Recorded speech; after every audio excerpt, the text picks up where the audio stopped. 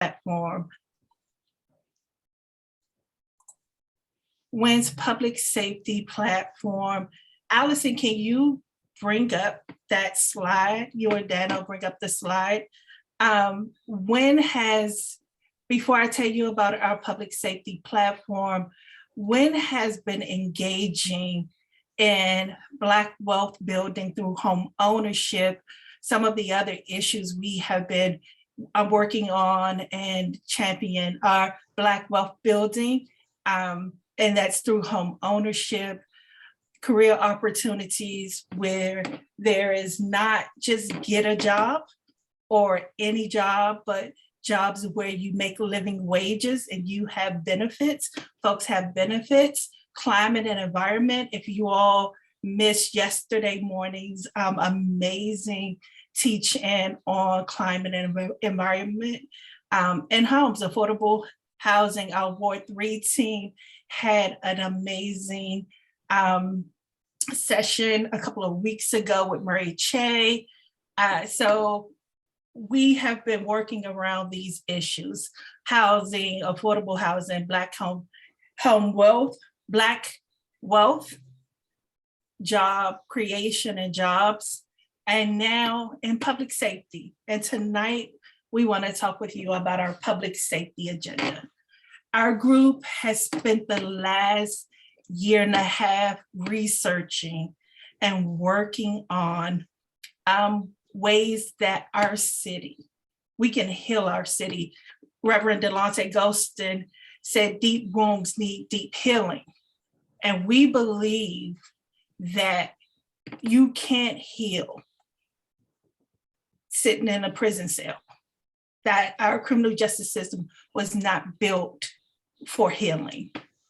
It was built for punishment and punishment alone.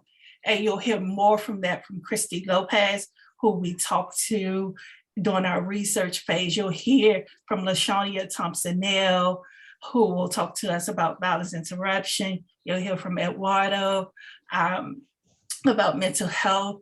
But WIN is organizing for safe communities with net zero homicides. Allison, if you could bring up the DC Crime at a Glance, homicides for the last 20 years. If you could bring that up, that link I sent up, because I want you all to have a visual, because I don't want you to be in a space where you think violence, homicides just started happening. You need to see the numbers for yourself.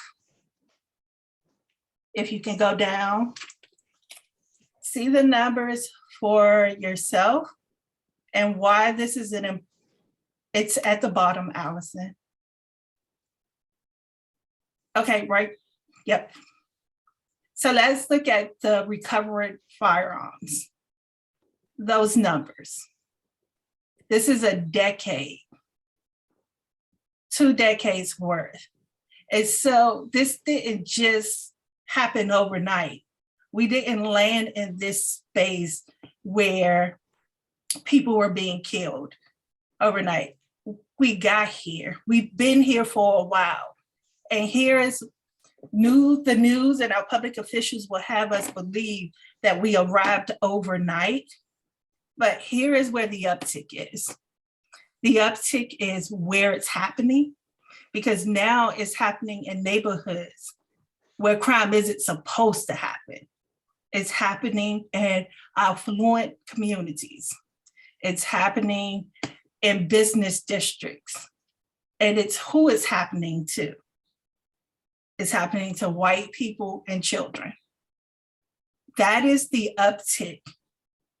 But from 2011, and even before that, you all see the numbers. They're steady. Only 1 year in 20 years that we've been below 100 homicides, and that was 88. You see the steady flow of guns coming into recovered from off the streets. And so we are not interested in a quick fix. We want deep healing, because the wounds are 30, 40 years old. And we want that deep healing, that young men like Dante do not have to sing songs and write songs about their friends being murdered. That we can all drive around our city safely. And so I'm going to stop right there. But what I want you all to do as you listen to our presenters this evening, I want you to do Howard Thurman, theologian Howard Thurman, has a book called Leading with Head and Heart. I want you to bring your head and your heart to this conversation. Listen with your head and your heart. Leave everything else, but we need your head and we need your heart in this hour and in this moment. So with that, I would like to introduce you all to Christy L. Lopez. Can we have Christy's slide? You can see her bio. She's a professor from Georgetown University. She co-chaired the Police Reform Act, which Wynn is endorsing and would like to see fully implemented. And so, Christy, I said I would shut up. You all see her bio. She brings a lot of expertise to this conversation, and I want you all to hear from Christy. So, Christy, thank you for being with us, and you have it from here.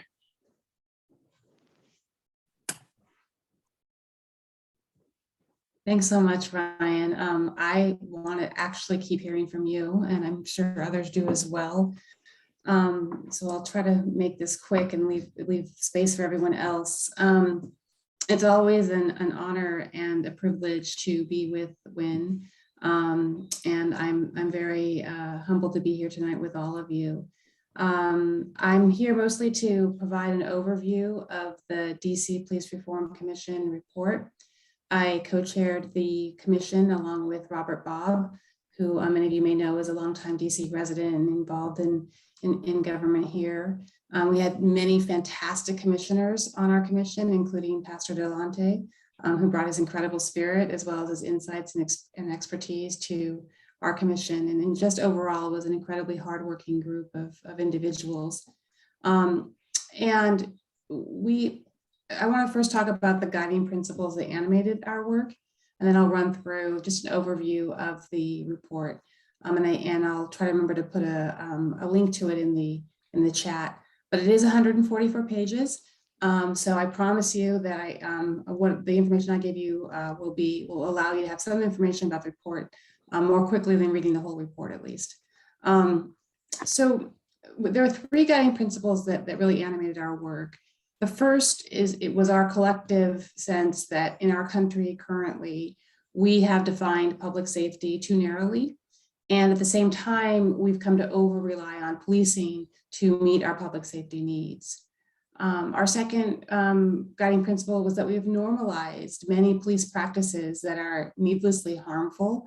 And we don't even have any idea whether those practices are necessary or even effective at meeting our public safety needs. And third, a third guiding principle, I can't say it any better than Ryan or Dante, but we were really animated by the fact that we do have real and significant and heartbreaking violence happening to people in the district. Gun violence, domestic violence, and we recognize that this violence disparately impacts Black people, Latino people in the district. It also disproportionately impacts people who are living in poverty, people who are living with mental illness, people who are drug addicted, people who are unsheltered, and we need to do a better job preventing that violence. So all of those truths were foundational for our work, and we did work. We met almost every night for several months. We heard from people who live in DC, people who work to prevent violence. We heard from police officers, police chiefs, including DC's police chief and others, housing advocates, mental health advocates, people living with disabilities, people advocating for people living with disabilities. Just really try to get as broad a spectrum of voices as we could to understand the full breadth of community safety needs in the district and how we might inform the district's efforts to have a more effective response. So as a result of our work, we made recommendations around 8 areas, and we discussed these recommendations and the reasons for them in our report, which was titled Decentering Policing to Improve Public Safety. And as you'll see, you know, we were very intentional about calling the report Decentering Policing to Improve Public Safety. And you'll see that many of these 8 sections, they don't talk about policing that much. They really are about the other services and supports that we need to build in the district to promote better community safety for everyone. You're again welcome to read the entire report, but I'll just try to give you a quick overview of these particular these 8 areas. And the first area I'm going to spend a little bit of time on, because it was the section where we really tried to address meeting crisis with specialized skill and compassion. And what we try to convey in this section is that law enforcement should be one option in an array of emergency responders, but usually should not be the first option, especially when it comes to mental health or behavioral crisis. In my work with our Police for Tomorrow program at Georgetown Law, I talk with a lot of MPD officers, and many of them are just as frustrated as the most ardent mental health advocate with the lack of a behavioral health response to the calls that they get as police officers dispatched to try to handle. MPD officers know they're not the right person to handle most of these calls, and they will tell me that sometimes when they call for a Department of Behavioral Health team, they'll have to wait for hours until they arrive, or they'll be told that units aren't working at that time, or they're not available, so no one's coming. And we know that a large portion of 911 calls fall into this category. Calls that police respond to, not because they're the best professional to be responding to the call, not because the police don't have something better they could be doing, but because there's no one else, because the city has not provided any response except police. And this is especially concerning, this should be especially concerning if you consider that a review of DC 911 calls from 2020 found that only about 1 of every 3 DC 911 calls involved any report of any crime, and far fewer than that involved a report of a violent crime. And over an 18-month period, DC police were dispatched to 36,000 mental health related calls. So now the city has a pilot program underway to divert calls from MPD to Department of Behavioral Health, but it's unclear whether this program is even meant to provide a true on-scene rapid response to people in mental health or behavioral crisis. Now, the DC NEAR Act, many of you may recall from 2016, did require the development of a crisis response model, but we still at this point haven't moved beyond the pilot stage. And for comparison, the city of Denver, which is a similar size as the district, they started a crisis response police alternative program in 2020 called Denver Star, and they're already expanding it from 1 team to 16 and expect to handle 11,000 calls this year. That's in Denver. We can do that in the district. We just really, we have to have the will to make it happen. So I really encourage people to ask detailed questions of city officials about their plans to develop a true on-scene mental health professional crisis response approach, rather than just providing a phone consultation or social service connections. Those are important, those are valuable, but the district needs a true crisis response alternative to police. And so I think it was a really important section of our report, because so many calls to MPD involve mental health crisis. We know that people who are in mental health crisis and have a police response are 16 times more likely to be killed by the police. It's just not a good equation. If you can have another responder, you should. And currently, the only reason we don't in the district is because we haven't created the kinds of tools that we know are effective. So please, I really want everyone to educate themselves. You know, for example, by coming to events like tonight, and really ask your city representatives what they're doing about this. The second area that we covered was strengthening the safety net for vulnerable residents. I've just talked about, you know, what happens when people fall into crisis, but of course, it's preferable for people not to fall into crisis in the first place. but for too many people living in DC, they run from crisis to crisis. Their life is just one crisis to the next. And we made a series of recommendations for the district for how it can expand and create community-based services and other resources, including supported housing. We really came to believe that housing is a key component of public safety and a key component to prevent people from falling into crisis. And so we made a series of recommendations regarding what the district can do to better meet people's basic needs and strengthen that safety net to improve quality of life for district residents and prevent a lot of these crises and emergencies from arising in the first place. The third area we addressed was police in schools. I think Eduardo is going to talk a little bit more about this, so I'll leave that mostly to him. And I'll say just that it's only been since 2005 when the council approved legislation inviting the police into public schools that MPD officers have taken the lead in school public safety.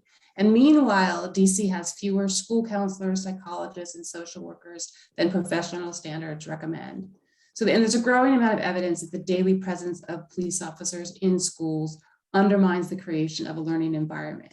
You know, we were clear on the commission that we must keep kids safe in schools, and our report offers recommendations for how we can create safe, positive learning environments without armed police officers inside schools.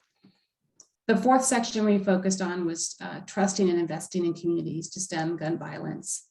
Another really important area that I think already tonight we've had such powerful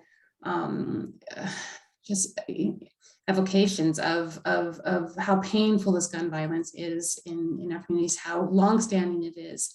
And I just want to underscore that it is so much of it is preventable. You know, there's a saying in the gun violence prevention world: if it's predictable, it's preventable. And we know that about gun violence. And a little over 5 years ago, with the passage of the NEAR Act, the council signaled the importance of relying more on community-based solutions to violence. And the district has been increasing its support for violence interruption programs, but it's still just a small fraction of the money that we put into policing, even though there is evidence that these programs are more effective than policing, especially more effective than policing alone, at reducing gun violence.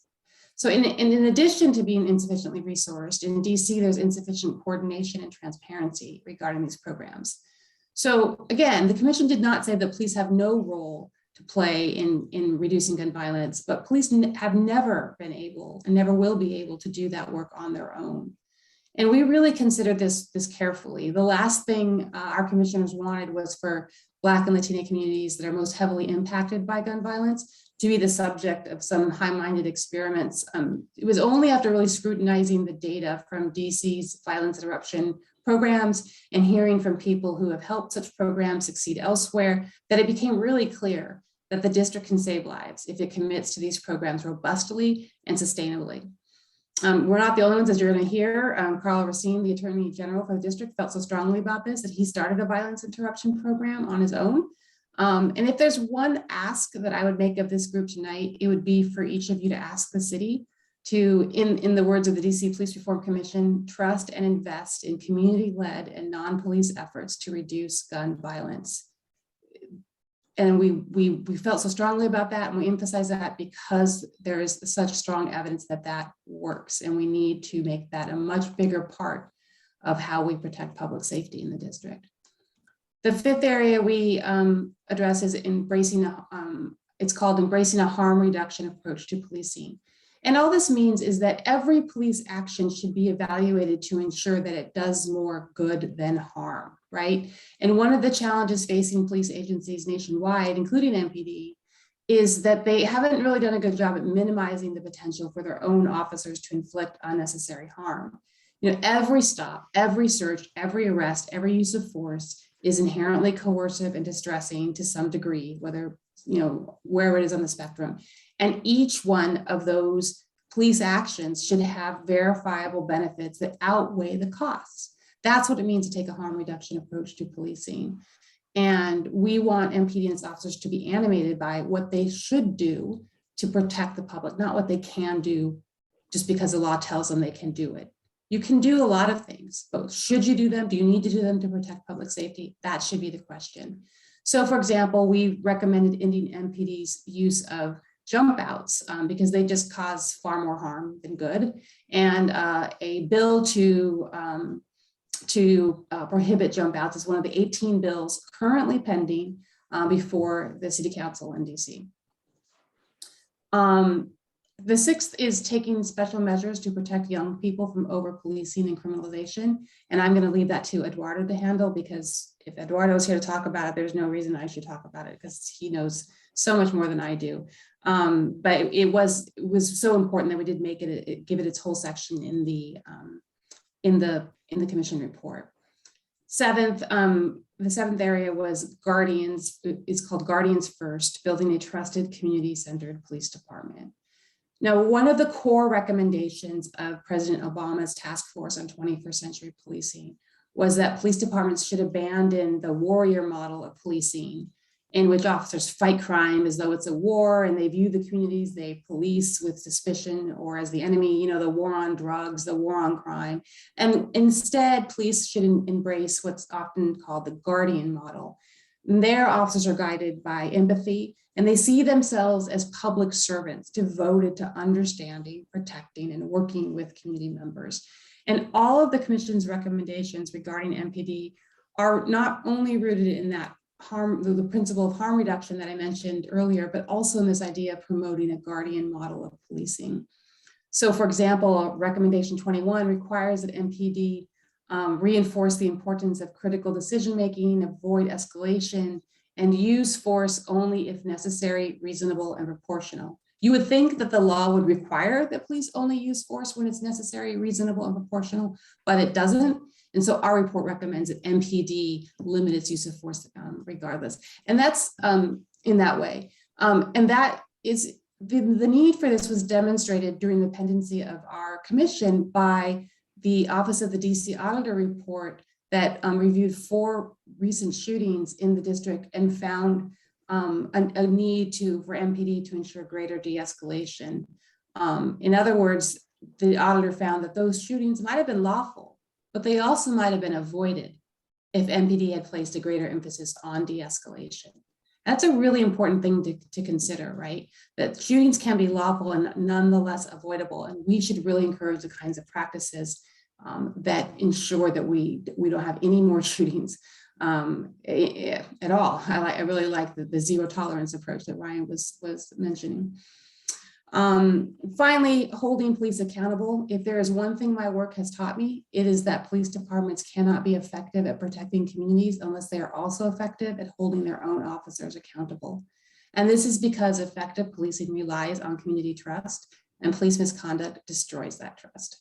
So the commission's cornerstone recommendation in this area is for the creation of a deputy auditor for public safety that can investigate, can evaluate MPD and report publicly on what it finds. And I know that Pastor Goulston was very involved in this committee in particular. And he's a bigger expert than I am on this for sure. So that again is another bill that's pending before the council. So I think as this overview and our complete report hopefully make clear, the district cannot achieve the public safety that all its residents need and deserve if we keep putting all of the public safety needs on the backs of police, of only police. The problem is not that we don't have enough police. DC, in fact, has the highest number of police per capita of any city in the United States with over 250,000 residents. So any largish city, DC has more police per capita than any city in the United States. The problem is that we have asked the police to be all things to all people, and that is just not realistic. We need to invest in many public safety tools, not just policing. We're never going to have the public safety we need unless and until we stop over-relying on police to meet our public safety needs. And I'll use mental health crisis response as a perfect example of this. We do not need more police officers standing around waiting for a mental health crisis responder to come to the scene. We need to take those resources and create a true crisis response program hire more mental health crisis response teams so that they can respond in a timely manner. And the DC police officers we already have can get back to doing the work they were trained and hired to do. So I hope this overview gives you a clear sense of what the DC Police Commission recommended and why. And I'm very happy to answer any questions after the rest of the presentations. Thank you so much. And thank you again, Ryan. Thank you, Chris. Oh, okay. Thank you, Christy. I'm Lois Fingerhut. I'm also a member of the Public Safety Research Team. It's my pleasure to introduce Eduardo Ferreira, who serves as the Policy Director of the Georgetown Juvenile Justice Initiative, advocating to improve the DC juvenile justice system, and as a visiting professor at the Georgetown University Law Center. I'm not going to read his bio because we need to hear from him. So, Eduardo. Thank you so much. Thank you all so much for having me. It's great to be here among you tonight. Christy left it at a great jumping off point, and I'm going to come back to it, but I want to start back where Pastor Golston started us off, which is talking about deep wounds needing deep healing.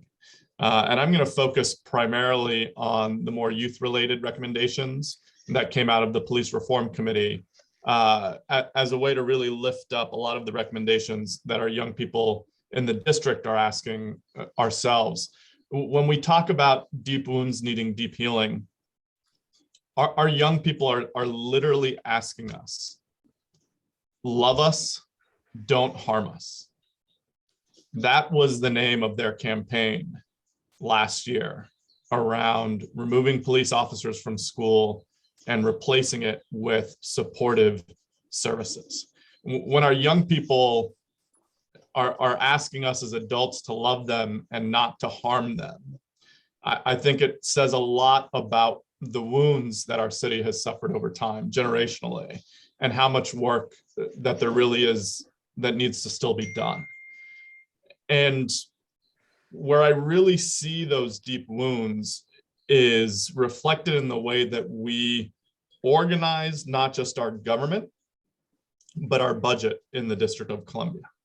You've seen recent reports talking about how DC is a research-rich but coordination-poor jurisdiction. I'll add that DC is a reaction-rich but prevention-poor jurisdiction.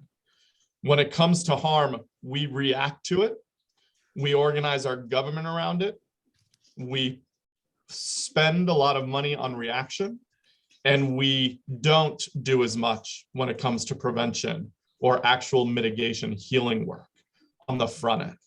And so when we talk about decentering the police, when we talk about police-free schools, when we talk about developmentally appropriate policing, the big theme comes back to this need to have deep healing and the investment that that's going to take in order to heal the wounds that we have suffered as a city over time.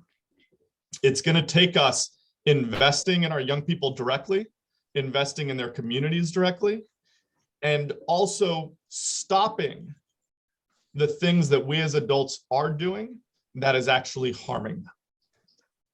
And so I'm going to talk, one example, and Christy alluded to this and talked about it directly actually in her presentation. I'm also kind of a data mind. I'm a pretend policy wonk. And so a couple of years ago, when we were looking at the data in schools around suspension and expulsion, we realized that the number of security guards that we had in our school far outnumbered the number of social workers that we had in our school. And in fact, in the District of Columbia, the Police Reform Commission found that our schools have one security guard for every 165 students and one social worker for every 254.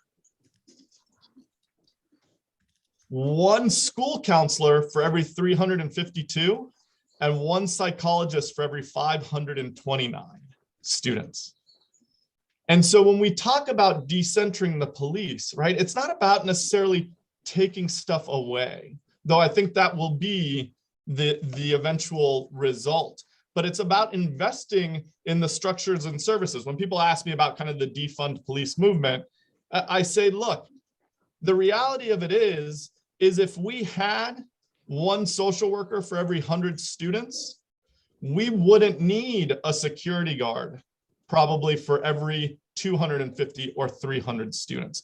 That's what it looks like to shift and decenter this reactive policing-led approach and actually shift the resources, our attention, our focus to directly investing in our young people. And so I'm going to talk about things that are coming really close in the short term that were talked about in the Police Reform Commission report. There has been some progress and some movement, but there's a lot of stuff that's sitting at the council right now. There's a lot of stuff that's pending that with the right support, with the right people behind it, with an outpouring of support, can carry these over the finish line and really improve the lives of our young people in the District of Columbia.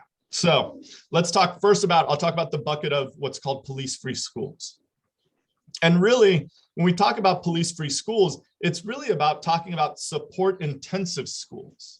What young people want is, going back to, they want us to love them, not to harm them, right? And so what they want is an expansion of school-based mental health.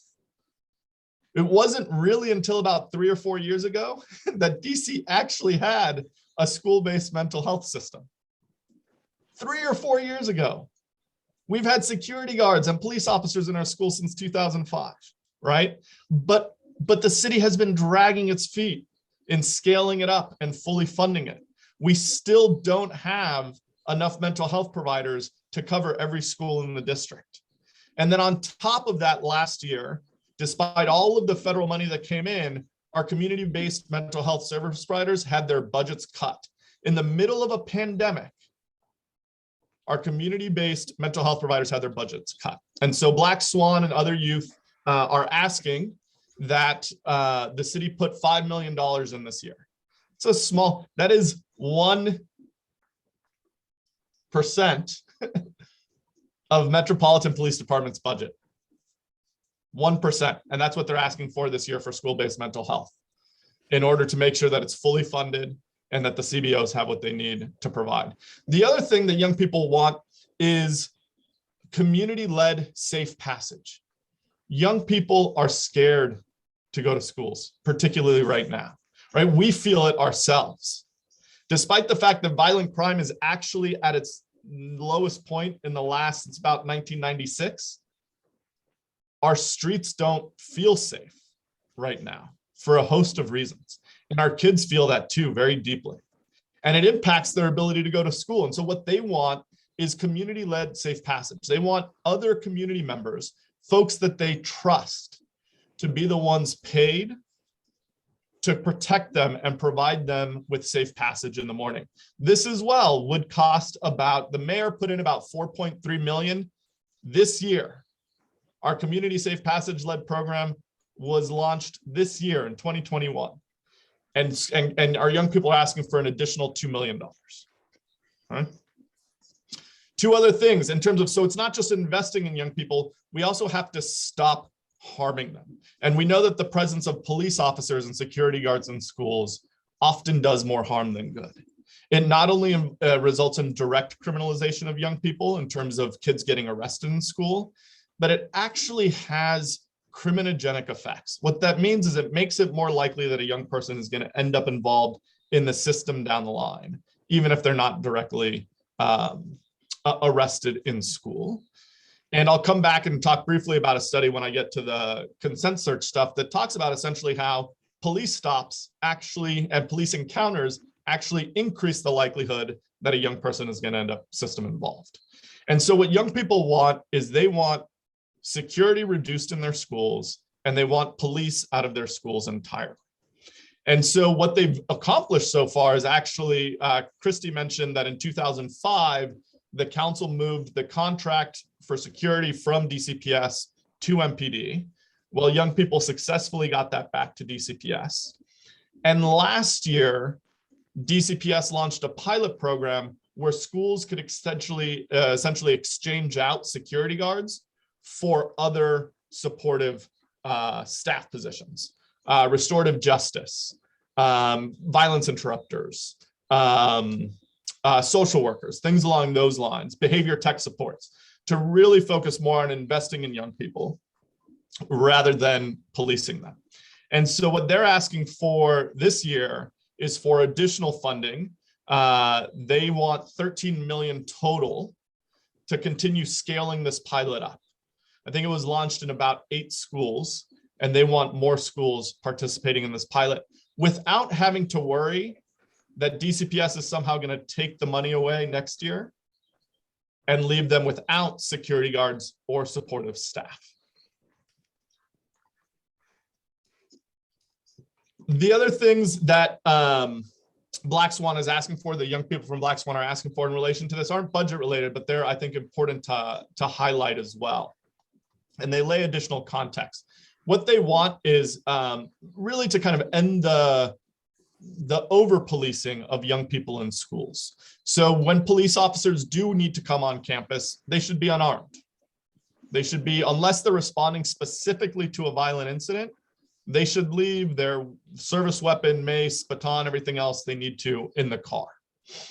They want MPD out of doing truancy and wellness checks. They really want the focus to be more on community-based service providers filling these functions rather than police.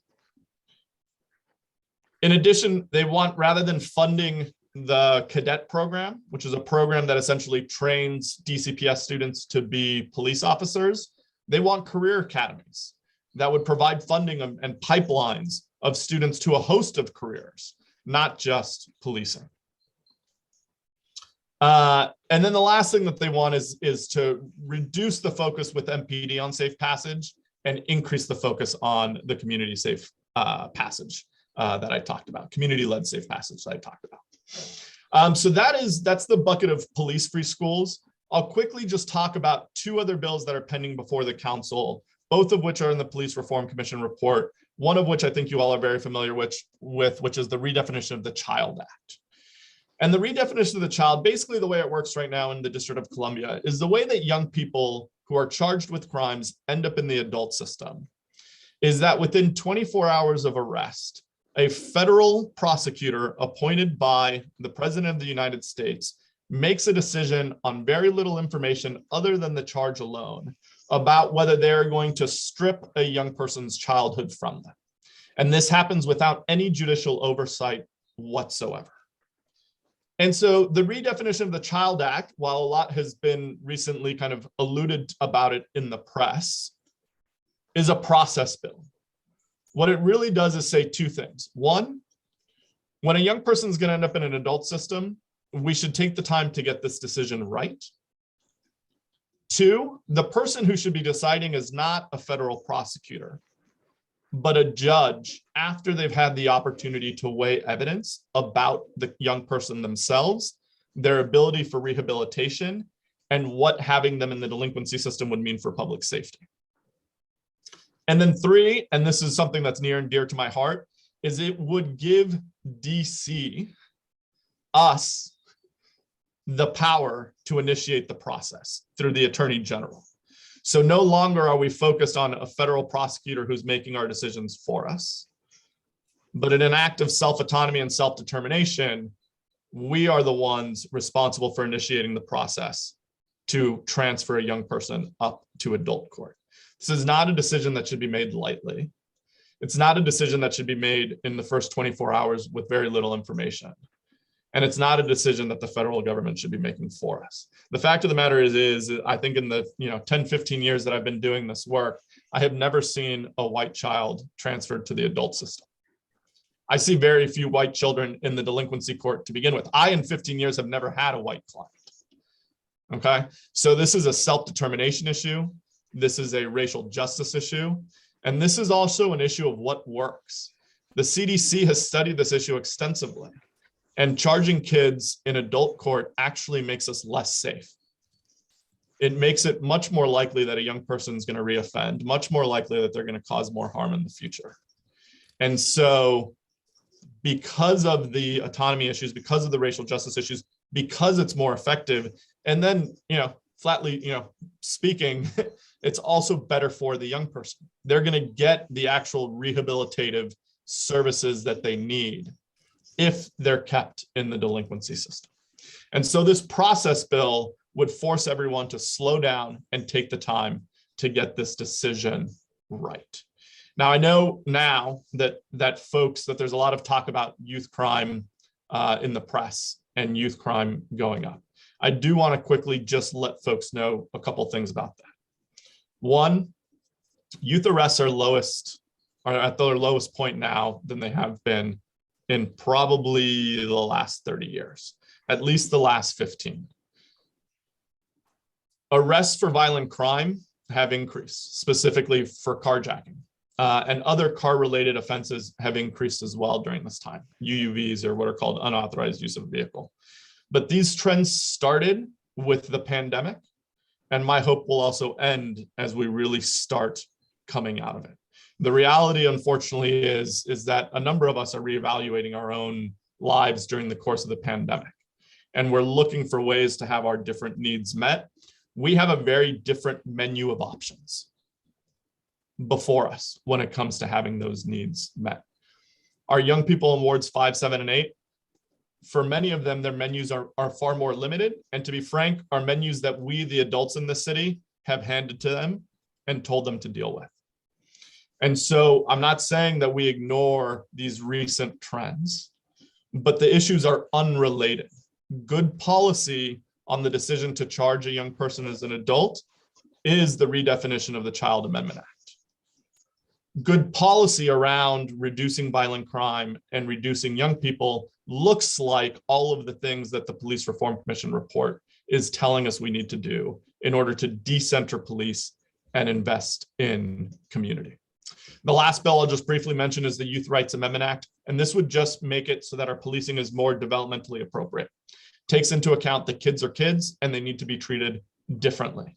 Takes into account the fact that our young people don't understand constitutional rights in the same way that adults do.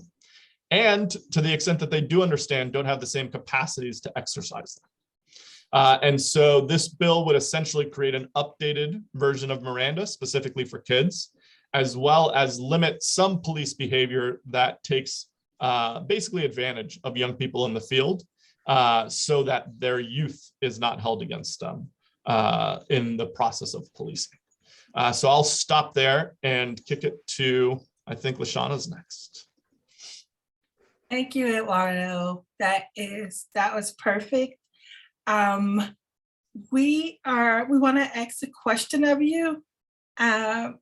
We are just a little bit behind. We were scheduled to end at 8:10. For those of you who are willing to hang in with us to 8:30, can you just wave your hand? Wave your hand if you're willing to stay in there with us to 8:30. This is a lot of good, rich information. We know what we've heard on the news, and there have been a lot of scare tactics on the news about some of these bills coming before us, especially the ones about our young people. They want us to lock them away and throw away the key. But I think if we arm ourselves with the information needed, we can make the right decisions, and we go into it, leading with head and heart. So with that, and I know that we've heard a lot over the past year about violence interrupters. Do they work? Do they not work? Whose office they're in? We've heard it all. We've read articles about them. And tonight we have with us LaShawnia Thompson-El. LaShawnia is the co-chair of violence reduction for the DC Office of the Attorney General, where she and her team oversee DC's Cure the Streets program. She's also the executive director of The Wire, Women Involved in Reentry Efforts, a nonprofit organization she and her peers founded in 2013.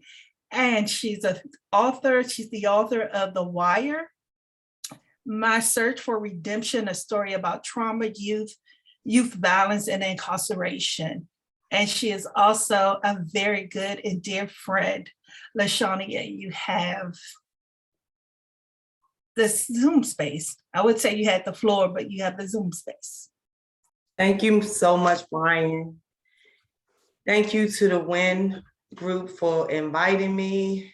Thank you, Eduardo and Christy, for your remarks. I have to admit, I'm over here going through a lot of changes, listening to all this information. I'm really grateful to be able to receive it, but it is a lot to process. It's been a long day, so I'm gonna try not to pile on too much, but before I get started, I do want to share a little bit about my personal testimony, because I grew up in Ward 8. I was born and raised in Ward 8, and I currently live in Ward 7. Most of my family still lives in Ward 8, and my grandchildren go to school in Ward 8.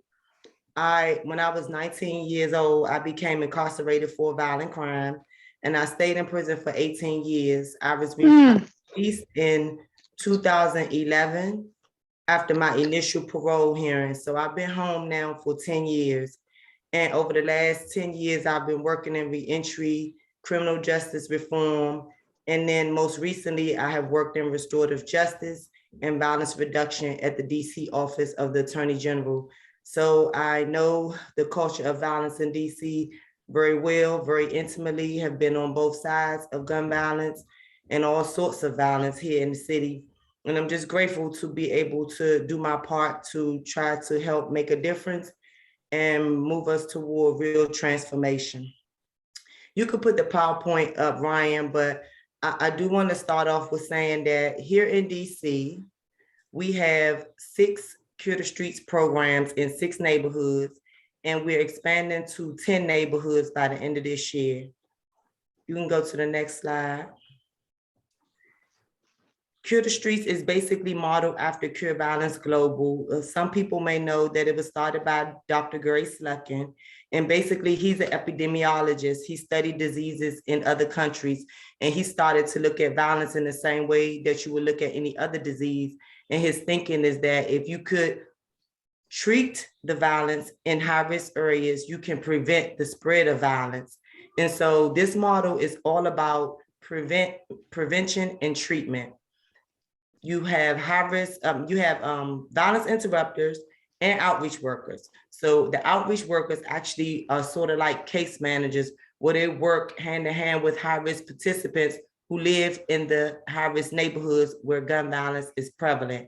The violence interrupters are sort of like firefighters, where they're constantly keeping their ears to the streets, trying to figure out if there's any conflicts that's arousing, and trying to basically mediate those conflicts and keep things cool and prevent violence or prevent shootings.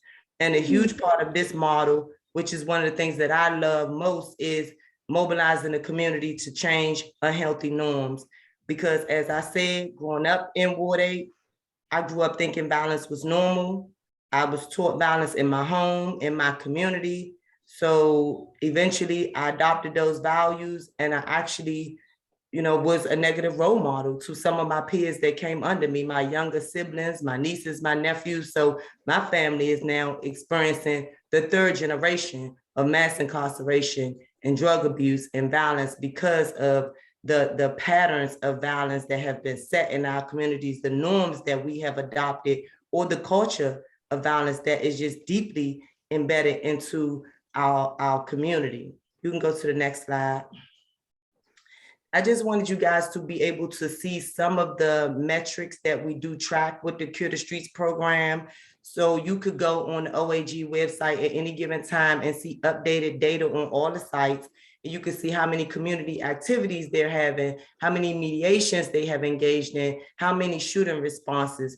The shooting responses is basically, like I talked about earlier, trying to change community norms. When I was growing up, never had anyone come into our community and tell us that shooting was a normal, telling us that Black love is beautiful, as Pastor Delonte has taught us how to chant and how to just send positive energy through our community. So a shooting response is basically whenever there's a shooting, of course, the team is trying to figure out what happened and trying to prevent retaliation and trying to mediate that conflict and bring it to a truce. But additionally, the team is also engaging the community and talking to the community about the fact that violence is unacceptable, about the fact that violence is not normal, and that there are other ways to deal with conflict in our community that do not involve shooting or using guns or even violence for that matter. Like, there are other ways that you can actually resolve conflict. And interestingly, some people, young people in our community, or even young adults or adults in general, they don't know how to resolve conflict without violence because they don't have that skill. So our job is to try to build up that skill set. You have young people in some of these communities that don't know how to walk away from conflict. They have never been taught, they have never practiced, and they simply do not know how to communicate and solve differences without the physical violence. Because again, we've seen it in our homes, we've seen it in our community, we've experienced state violence and over-policing and policing in our schools and all these things that we heard about all day. So violence is just basically normal. We can go to the next slide. And as I said earlier, the staffing pattern is basically you have one program manager and one outreach supervisor for each site, plus you have violence interrupters and outreach workers. This program is very costly for that reason. It costs about $750,000 per site to run one of these programs, and it's because the majority of the funds go to the staff for their full-time employment. They work 40 hours a week, they get benefits, and the staff are credible individuals from the neighborhoods where the work is being done. So for example, if you have a site in Ward 5 and you're opening up a site in Ward 8, you don't take the staff from Ward 5 over to Ward 8 and try to have them to mediate conflicts and change the norms, because every neighborhood is different. You hire from the neighborhood where that site will be operating. And again, those are credible individuals with the lived experience who are trusted by their community. They're recommended by the community, and they sit before a hiring panel and they're selected, and they work for the community-based organization that is funded by the OAG. Right now, we have 3 organizations that are being funded. The National Association for the Advancement of Returning Citizens, that's NARC. We have Father Factor, Kevin Fields, and we have the Alliance of Concerned Men with Tyrone Parker, and they oversee the 6 sites. And as I said, within the next couple of weeks, you should hopefully see press releases and a lot of happy information going online about the new CBOs who will be selected to operate the new sites in the 4 new neighborhoods. Me personally, I've said it to the AG and anybody else that would listen. I think 10 sites is great, but I feel like we need 20. I think we need a Cure the Street site in every neighborhood where it is needed. I think that right now we're treating it like an experiment. And I think that's criminal in my personal opinion. If you have a cure, then I think you should put it everywhere where it's needed and not pick and choose where to put it just so you can study it or whatever the case may be. From my lay perspective, that seems like a very inhumane and unjust thing to do. But you can go to the next slide. Ryan asked me to talk a little bit about like who is a violence interrupter and what do they do. So a violence interrupter is somebody who has relationships with the high-risk individuals, and usually those high-risk individuals may be associated with a crew. And so they know them. They can probably identify with them because maybe at one time they were affiliated with their crew and they transform their lives, and they have the skill set. So they go through a violence interruption and reduction training, and they learn how to identify conflicts and mediate conflicts and how to move people towards their goals, whatever those goals may be. They recruit those high-risk individuals and serve as an inroad so that they can work with the outreach workers if they need an ID, if they need a job, if they need help with mental health services, if they need parenting support, whatever it is that they may need to help them to transform their life, reduce their stress, reduce their risk of being involved in gun violence, carrying a gun or using a gun. You can go to the next slide. As I spoke about the VIs earlier, and they are basically, like I said, firefighters constantly in the community, watching social media, trying to monitor the truces to make sure, because anything could cause a situation that is in a truce to be reignited. It could be something happens on social media. Somebody put out a rap song. Somebody gets hurt. A high-risk individual gets robbed. It could be anything that could cause these situations to reignite like in a flash. So the violence interrupters are constantly in the community trying to monitor what's going on, basically putting themselves in people's business, which is not normal for us to do because a lot of us have been taught that it's not our job to be in other people's business. So we're really charging our violence interrupters with a huge responsibility, because again, this is changing norms right now. And now all of a sudden it is your business if somebody is talking about causing harm to someone, and they have the credibility. The people in the community know that if they turn to a VI, that information won't then be turned over to MPD, but that VI will actually try to mediate and prevent that shooting or prevent that violence and try to bring that situation to a truce, try to mediate that situation. You can go to the next slide. I just wanted you guys to see a picture of some of our violence interrupters in Cluster 39, Ward 8, which this area is near and dear to me because again, it's where I grew up and where most of my family lives, where my grandkids go to school. And this is just some of the staff for Washington Highlands, Congress Heights, and Bellevue. And by the end of this year, there will be 2 more sites in Ward 8. And as everybody on this call probably knows, based on what you've heard, most of the violence takes place in Ward 8. That's where most of the district's most vulnerable people live, most returning citizens live. That's the most over-policed area. We have the worst schools, least amount of hospital, least amount of grocery stores. So I'm really happy about the fact that we have 3 sites in this area and we'll have 4 sites in this area soon. Me personally, I think it's not enough. I think we still have a long way to go. And even in terms of expanding these programs, I am happy about that, but we need to go deeper. As Pastor Delonte Golston said, deep wounds need deep healing. So we need to be able to support our outreach workers so that they can have the resources and the training to support those high-risk participants with things like cognitive behavior therapy and real resources so that they can get stipends to participate in training programs and therapeutic services and money so that you don't have to beg somebody to help you get an ID for them or help you get a birth certificate for them, but that you actually have the resources to do these things, because sometimes it's actually like getting a birth certificate could actually mean whether or not it could actually make the difference in terms of whether or not a person will recidivate, go back to a life of crime, pick up their gun, or whether or not they may actually get into that training program or that transitional house. So getting a birth certificate is a big deal. And it would be great if outreach workers had the resources and were better trained to actually meet the needs of the community. And so the needs continue, because even if you expand the program to 20 sites, you have to invest in those individuals who we're calling on to do this work. We heard a lot about the crisis response team. And I just want to say in closing that my husband works for DBH and he's on a crisis response team. And it's heartbreaking for me to see how hard him and his colleagues try to meet the needs of people with mental health issues and people dealing with chronic homelessness.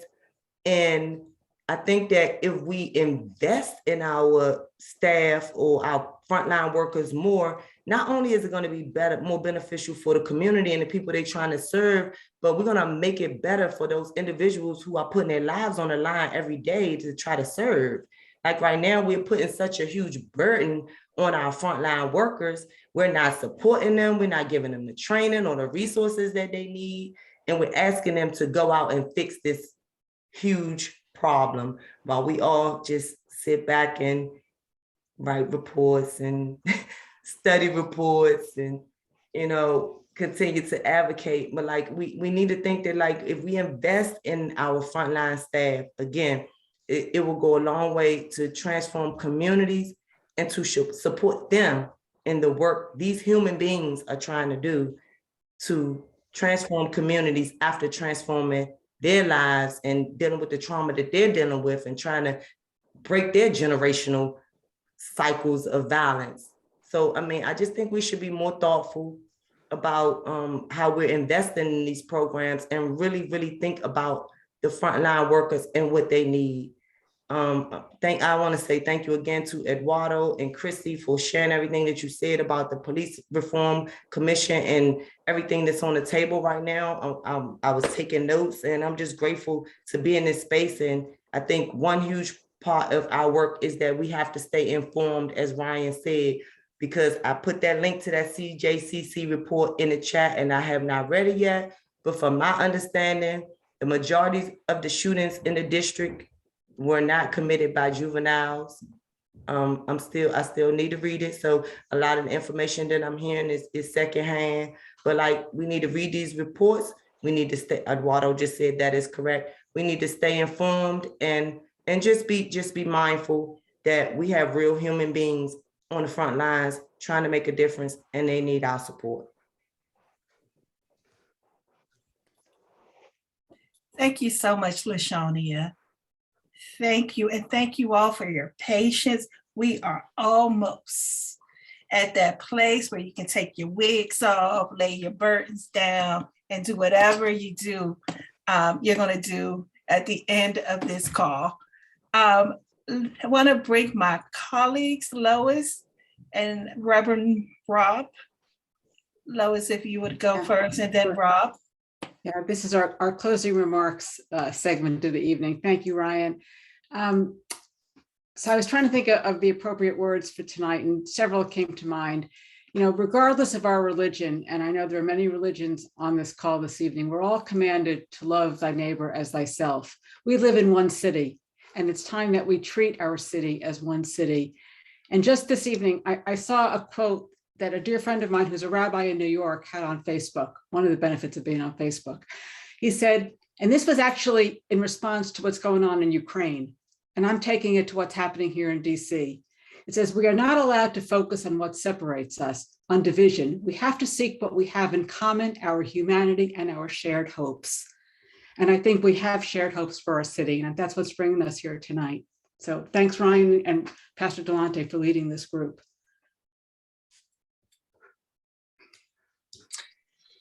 Thanks, and I'm Reverend Rob Keithan from All Souls Church in Columbia Heights, a member of the WIN Public Safety Team. Clearly, I've already taken my wig off. Naming that one of the most insidious impacts of colonialism and white supremacy is that it literally, geographically, educationally, ideologically keeps people apart. It keeps us in separate spheres. And as Ryan said earlier, it happens again and again that white people only start to notice crime and violence when it starts to impact white people. So our presence here from different identities, different locations is part of the solution, is a group like this working together. And part of the solution is that those of us with white skin and in majority white congregations, we have some of our own work to do. And it's not just political and organizing work, it's also spiritual and theological work to acknowledge what we've done and what we haven't done, and to come to terms with that, and to center the leadership of people of color who have been doing this and telling us what to do for so long. And so I'm grateful to be part of this and for the amazing speakers and leadership that we've seen tonight. Great, thank you all. There is something that Rob and Lois both said that Dr. Howard Thurman, two quotes from Dr. Howard Thurman that I pulled, and it's one is, a dream is the bearer of a new possibility, the enlarged horizon, the great hope. And we have an opportunity as a group of faith believers, as a group of people, to dream a new dream of public safety for our city. We do not have to recycle policies. We do not have to recycle violence on our communities, but we can dream something new. We can dream something big, and we can go out together and do it. And another quote from Dr. Thurman is, community cannot for long feed on itself. It can only flourish with the coming of others from beyond, their unknown and undiscovered brothers and sisters. And the public safety team is a group of us from all 8 wards in this city. We are not from one specific place, but from all 8 wards, working together as a community to pull together what we believe, and talking with and working with others to bring a public safety agenda to our city that will, as Reverend Delonte Golston said, heal those deep wounds. And so I thank Eduardo, I thank Christy, I thank LaShawnia for joining us. I thank our public safety team, WINS public safety team, who over a year and a half, and we still have much work to do, for doing an amazing job at researching and bringing in presenters to talk with us about what works and what doesn't. And so as we close out, there is some housekeeping I must do. If you have not registered for WINS March 20th candidates forum, you should have been bombarded over the last couple of weeks with links after link after link to it, and you have the opportunity to do so. If you are a political junkie like me, this should be your heaven right now. We have a mayoral election, you all. Yeah, it should like, wow. And we have the election for Attorney General. We have the election for the chair of the council. You all, it must be late because you all I don't feel that excitement about these elections. But join us on March the 20th, where we will be speaking with the Attorney General candidates, talking with the council and the mayoral candidates, asking them, putting our agenda forward and getting them to respond to our agenda. So don't forget these dates. You will keep checking your emails because we will continue to send these out for trainings in the March 20th session. So join us. And Allison is putting a link to register in the chat, so you can do that now. And as we close, we want to close with a blessing. I love Dr. Howard Thurman. I read his meditations. And so if we can pull up the meditations, Dr. Thurman's meditation, and let us, where you are, let us read this together. This meditation is from his book, The Inward Journey, and it's called I Confess.